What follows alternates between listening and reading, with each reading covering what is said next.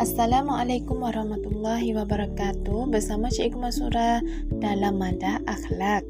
Hari ini kita akan belajar tajuknya adab-adab ketika duduk. Sebelum kita belajar, marilah sama-sama kita membacakan doa. Bismillahirrahmanirrahim. Allahumma ftah alaina hikmataka wanshur alaina min khazaini rahmatika ya arhamar rahimin. Rabbi zidni ilman warzuqni fahman. Rabbi shrah li sadri wa yassir li amri wahlul 'uqdatam min lisani yafqahu qawli. Ya belajar, hari ini kita akan belajar tajuknya adab-adab ketika duduk. Bagaimanakah adab-adabnya? Marilah kita lihat. Pertama, duduk dengan tenang. Yang kedua, jagalah akhlak ketika duduk. Yang ketiga, jangan ambil tempat orang lain tanpa izin. Yang keempat, jangan melangkahi bahu orang yang sedang duduk. Yang kelima, duduk di tempat yang sesuai. Yang keenam, apabila duduk, tidak menggoyangkan kerusi. Seterusnya pelajar, marilah kita lihat adab-adab duduk dalam majlis. Bagaimana adab-adabnya?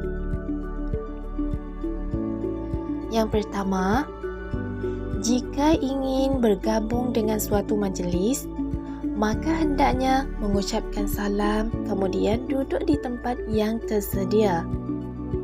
Sabda Rasulullah SAW, bila kamu telah sampai pada sebuah majlis, hendaklah mengucapkan salam, dan apabila ingin duduk, maka duduklah. Kemudian, apabila ingin pergi, maka ucapkanlah salam, sebab bukankah yang pertama itu lebih baik daripada yang terakhir? Iaitu yang pertama ya pelajar. Seterusnya, yang kedua, tidak menyuruh orang lain berdiri, pindah atau menggesa tempat duduknya. Rasulullah SAW melarang seseorang membangunkan orang lain yang sedang duduk dari tempatnya semula, kemudian dia duduk padanya. Akan tetapi bergeserlah dan berlapanglah. Itu yang kedua. Seterusnya yang ketiga, jika ada yang bangkit dari tempat duduknya, kemudian kembali, maka dia lebih berhak akan tempat duduknya tersebut. Rasulullah SAW bersabda, jika salah seorang dari kamu berdiri dari tempat duduknya, kemudian kembali, maka dia lebih berhak atasnya. Yang keempat, jangan duduk di tempat orang lain atau memisahkan dua orang yang duduk berdekatan kecuali seizinnya. Rasulullah SAW bersabda, janganlah salah seorang di antara kamu meminta seseorang berdiri dari tempat duduknya, kemudian duduk di situ, tetapi hendaknya kamu melapangkan atau melonggarkan. Itu yang keempat. Yang kelima, jangan duduk di tengah halaqah.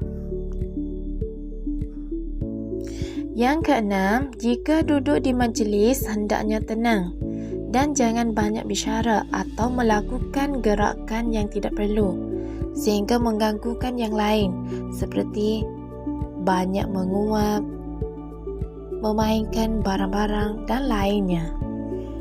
Jika berbicara hendaknya dengan sopan dan hindari dusta, membanggakan diri dan yang lainnya. Itu yang keenam ya pelajar.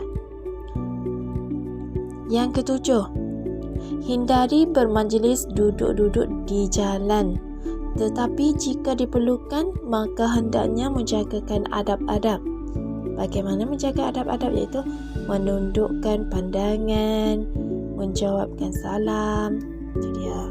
Seterusnya yang ke-8, jika bangkit dari majlis, hendaknya beristighfar. Itu yang ke-8 ya.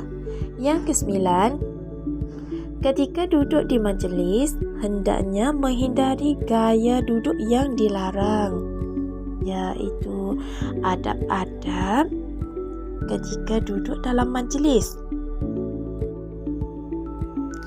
Seterusnya pelajar, marilah kita belajar membacakan perkataan. Yang pertama, perkataan duduk, duduk. Yang kedua, perkataan akhlak, akhlak. Yang ketiga, jangan, jangan.